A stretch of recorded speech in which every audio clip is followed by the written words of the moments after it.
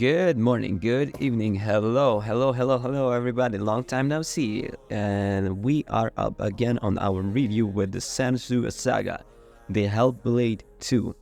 Well, this one is a narrative-driven action game, almost like no other. So, as you know, the developer is Ninja Theory, and this sequel to the 2017 game of Hellblade Senua's Sacrifice. It delivers a harrowing, bleak, and heavy experience that will live long in the memory. Subtitled and obtrusive transversal exploration and combat mechanics collide with world-beating audio-visual design, out-of-his-world motion capture, and a stellar character performance to bring a captivating adventures across Iceland in an estimated table. While Senua's journey in Senua Saga Hellblade II starts in reliably simplicity to comfort slave traders and end the theft of her fellow Orkney people by Icelandic raiders, it soon becomes something much deeper and darker as they crosses a clutch of distinct and rugged Icelandic landscapes with a rich and a thick sense of the place and atmosphere. Some parts of that journey are overly slow and empty, and the combat does get repetitive, but this sequel improves greatly on all the time before in first game. Senua's experience and endurance of the world, her enemies, and herself is interestingly gripping one. The intensity of tangible form with the beginning of the Senua mental condition and voices in her held the furious, providing a constant soundtrack, even present in every step of her throughout process.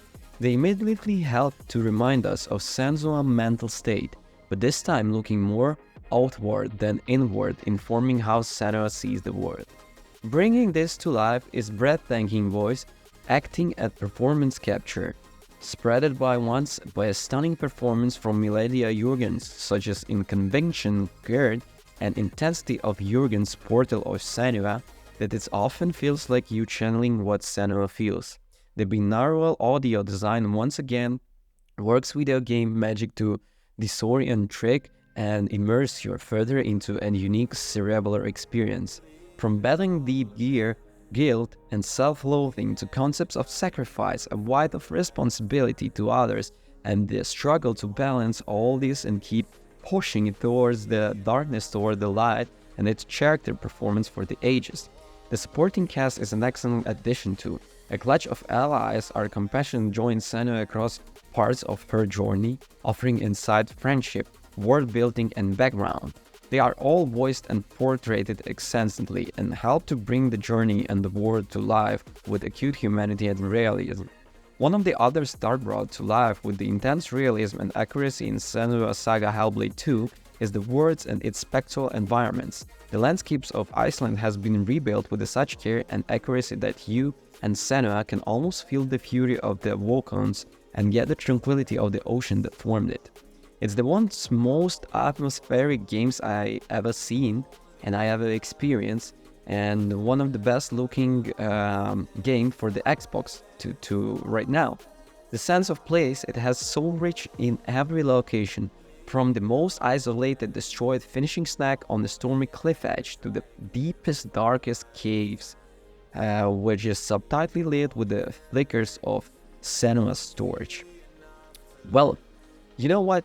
So I always find myself peeping into the every nook and cranny, searching rocks formations for secrets, taking in views and screenshots throughout the trees and over the cliff edges, and rounding every corner to find one of the game's lore stones to pull me deeper into the world.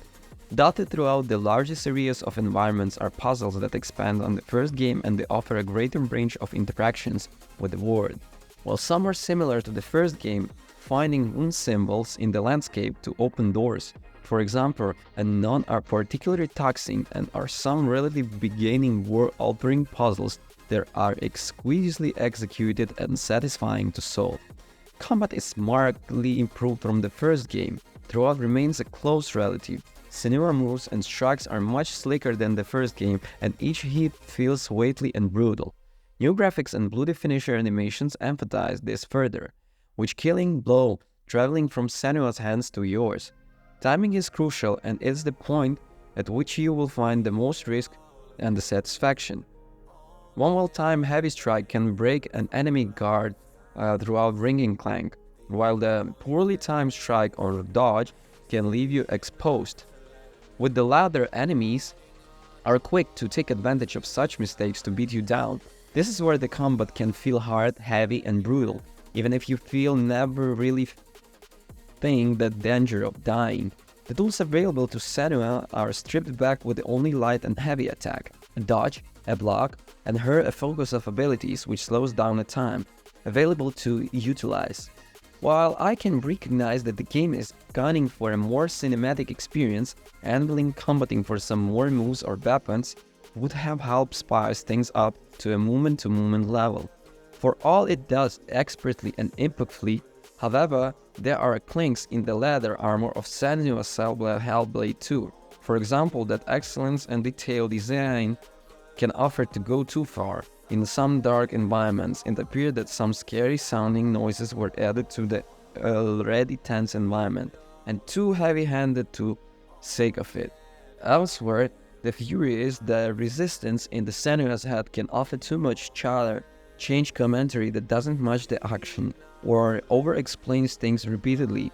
In these instances, letting some slides to do the taking call have worked wonders. It swings the other ways at the points, however some long walks throughout the islandy landscapes become far too long and empty. Well, this can drag on, making for some uneven packing at the points. And the combat is lean and full too, and mainly because it becomes repetitive. You only even fight enemies one-on-one, and once you learn different enemies' movesets, well, that's it. You are basically set and seeing all the combat on offer. However, this is slightly offset by gruesome and slick animations and finishers. But minor grumbles aside, every single one of Senua's Hellblade II's elements, be they design, features, and details, puzzle nuances, or gameplay mechanics, combine to create an experience that is far greater than the sum of the other parts. Well, I don't suggest you to play if it's not.